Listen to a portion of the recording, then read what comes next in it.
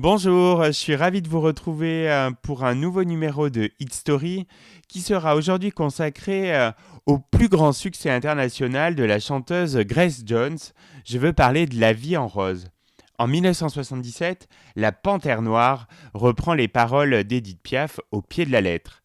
Vraiment étincelante, elle livre la seule reprise qui vaille, avec celle de Louis Armstrong tout de même, du morceau culte de La Môme sorti 30 ans plus tôt. Nul n'a oublié le physique savamment androgyne et le mètre 79 de Grace Jones, pas plus que sa voix dans la reprise de La vie en rose, ce tube planétaire s'il en est. La muse d'Andy Warhol et de Jean-Paul Goude, connue pour son caractère explosif, a su jouer sur plusieurs tableaux pour asseoir sa notoriété internationale. Grace Mendoza Jones est née en Jamaïque en 1948.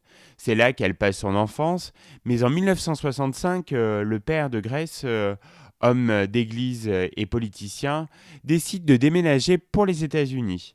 La famille Jones s'installe à Syracuse, près de New York, où Grace étudie le théâtre avant que sa plastique avantageuse ne la pousse vers le mannequinat. Tout au long des années 70, elle est un mannequin vedette de la jet set, très proche d'Andy Warhol, qui la photographie abondamment, et de la scène people new-yorkaise.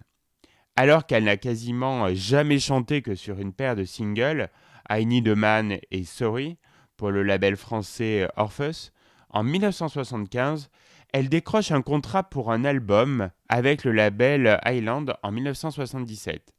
Avec cette maison de disques, elle va enregistrer 3 albums post-disco qui font d'elle une icône pour le milieu gay, mais aussi pour les aficionados de musique au sens large, qui voient dans ses efforts une tentative réussie d'explorer les frontières du genre. Les albums Portfolio en 1977, Fame en 1978 et Muse en 1979 sont produits par Tom Moulton, le grand sorcier du disco, et emballés sous de luxueuses pochettes signées du graphiste Richard Bernstein. La vie en rose est donc extrait de ce premier album Portfolio et en sera le 3e et dernier single. La version single a été fortement raccourcie par rapport à la version album longue de 7 minutes. Grace Jones a dit à propos de la chanson « C'est une chanson très spéciale pour moi. Mon Dieu, je pleure à chaque fois que je la chante. Et à chaque fois, je pense à quelques amants français. » Plus qu'une simple chanson, La vie en rose est devenue une sorte de procédé d'identification. Vous voulez donner une touche française à un film, à une chanson, ressortez-la. La fabuleuse interprétation de Grace Jones justifiait pour le coup une nouvelle reprise.